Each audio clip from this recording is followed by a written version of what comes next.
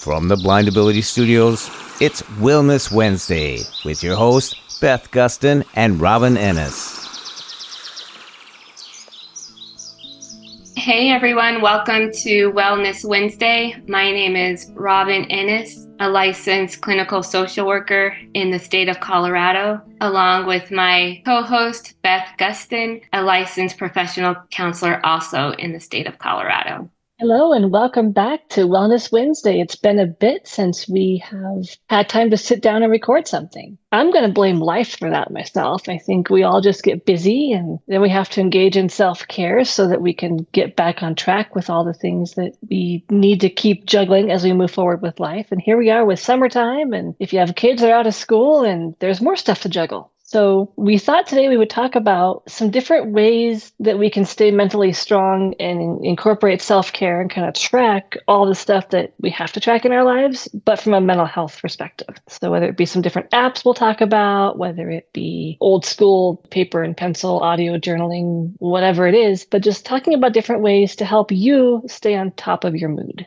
Right. And apps can be such a great way to be in addition to talking to a therapist. Like Beth and I left off talking about the different types of therapy. So if you're in therapy and you want to build upon that, or, if you are still pondering therapy and you want to have that bit of a stepping stone before you engage in that, apps can be a really great way to do that. I have a love-hate relationship with technology. I love it, especially because they make a lot readily available to you, especially in terms of making things accessible. Yes, and I also think if you're in therapy, at least with my clients, I encourage them to use an app and bring in what they've tracked over the past week or two, because it really can help inform the therapeutic process and help you and your therapist kind of figure out where to go next or what's working and what's not working. So I love tracking things. I don't, full disclosure, track as well myself as I possibly could, because that love-hate relationship with technology, it definitely has made things more accessible. And there's a lot of apps out there that are not accessible that are really helpful for individuals with sight to track things.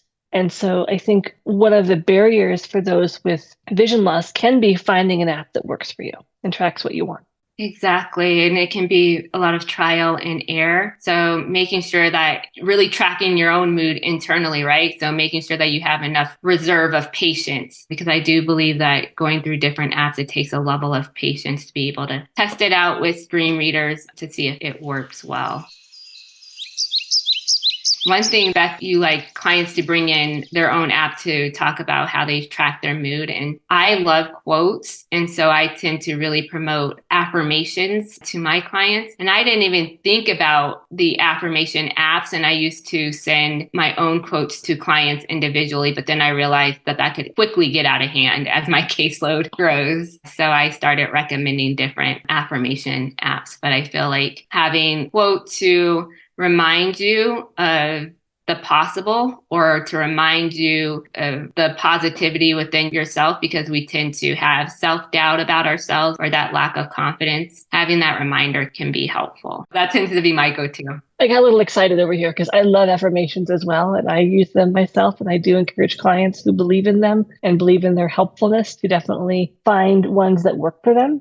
But I'm curious, what affirmation apps have you found helpful? There's an app called I Am, and that's an affirmation app. And then there's another one that's actually called Affirmations. I know for sure, I believe Affirmations is on both platforms, Android and Apple, I believe, or it says I Am, one of the two. Either one, I would just Google it to see which one is on both platforms. But either one, those tend to be good ones, and they are free. Affirmations does try to have those ads to try and get you to get the full paid version, but you don't have to. It still works on the free version. And they are validated by some coworkers that I had reached out to. I feel that it's good reminders that pop up.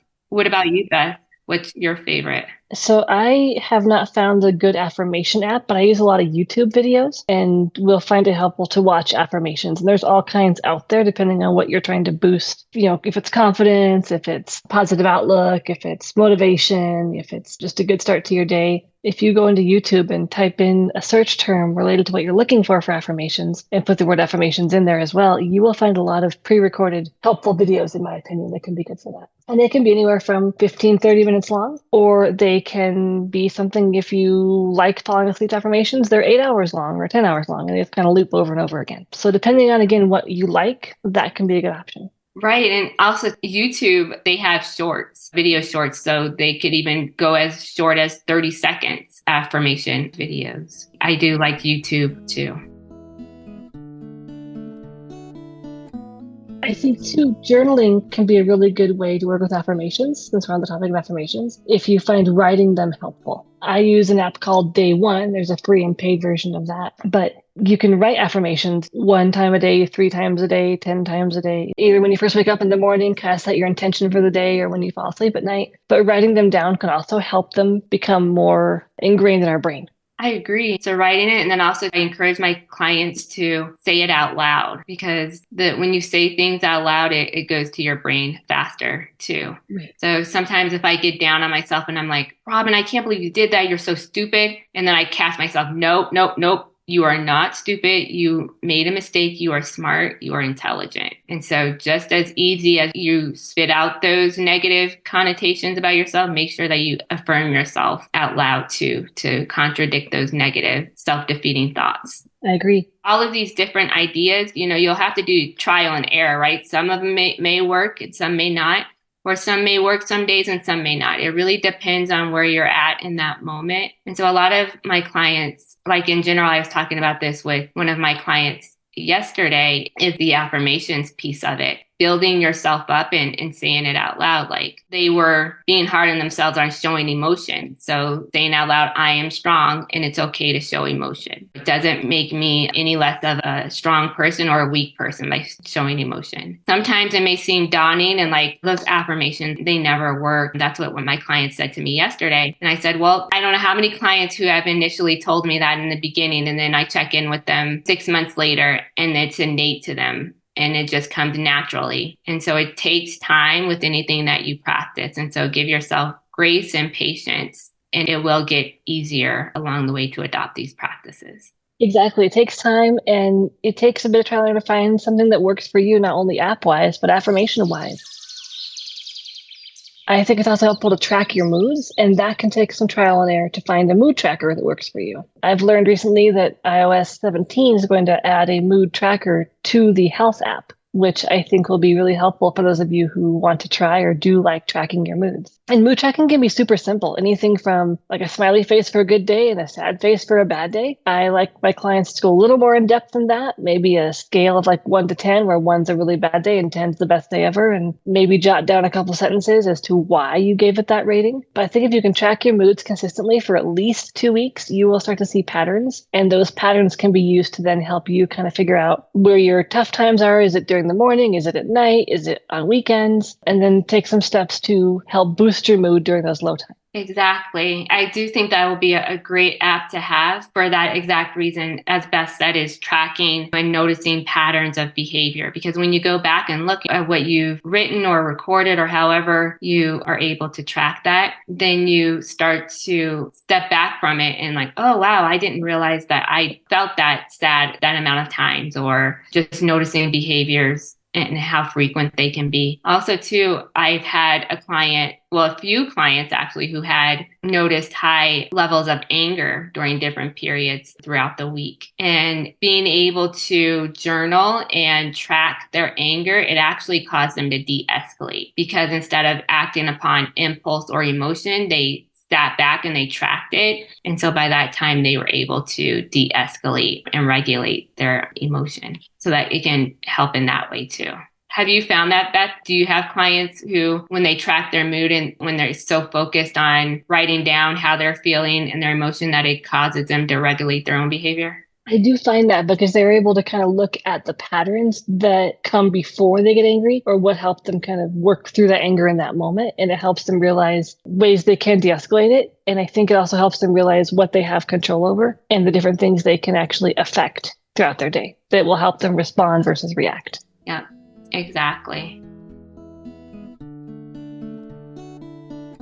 one thing that just randomly popped in my head is that last month, May, was Mental Health Awareness Month. And there are some celebrities who have come out and really promoting that individuals be proactive with their self-care and been giving resources such as apps to look at. Again, whatever app you choose, one slogan that comes to mind is, it's okay not to be okay. Reminding yourself that you're reaching out and you're trying to figure out what works best for you. And that in itself shows that you have strength and courage. And also too, Demi Lovato said that not every day is going to be a good day, and that's okay. And so that's what these apps and any other type of resources is promoting, that it's, you're going to have good times, you're going to have bad times. It's how you are able to navigate through those times that can help you keep moving forward. Absolutely. And we're not paid to quote Demi Lovato or Megan Devine, who wrote the book, It's Okay That You're Not Okay,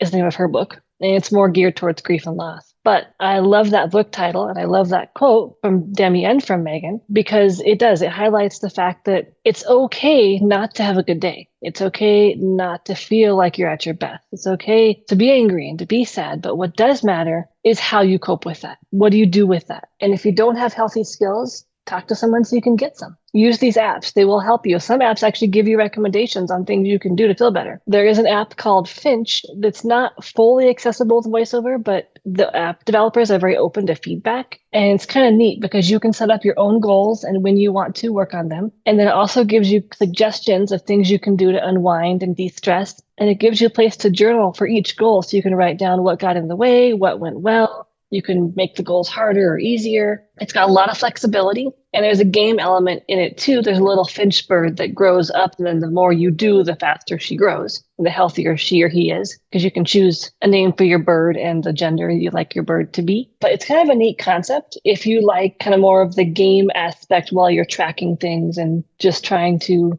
implement some good habits in your life. I really like that one because I hadn't heard of it until you mentioned it, Beth, but it promotes motivation. It does. Motivation for you to keep moving forward so that your person or thing that you're growing can get stronger and be healthier. Exactly. It's a neat app. One of my clients told me about it. So we learn just as much from our clients as we hopefully help them with. Exactly. I agree. So I'm curious if anyone would like to write in. We would love to know, what apps do you currently use to journal or to track moods or to regulate your emotions? What works for you? What apps do you find helpful? Not that we're going to compile a list necessarily, but I'm just curious what other people use that works for them. Because if it works for you, it might work for somebody else. Exactly. Or it may work for me. I may try it out too. Exactly. Right? Yep.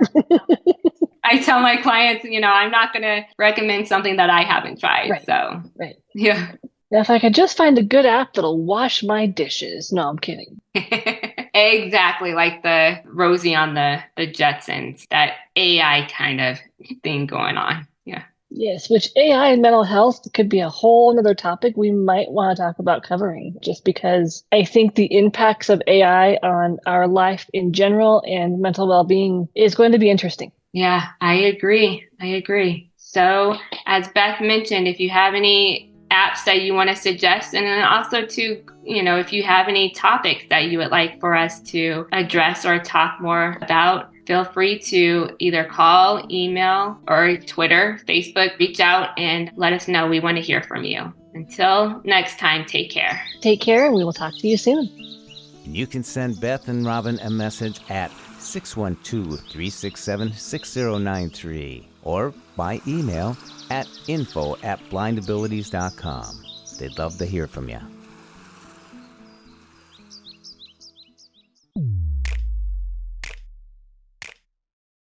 When we share what we see through each other's eyes, we can then begin to bridge the gap between the limited expectations and the realities of blind abilities. And the realities of blind abilities.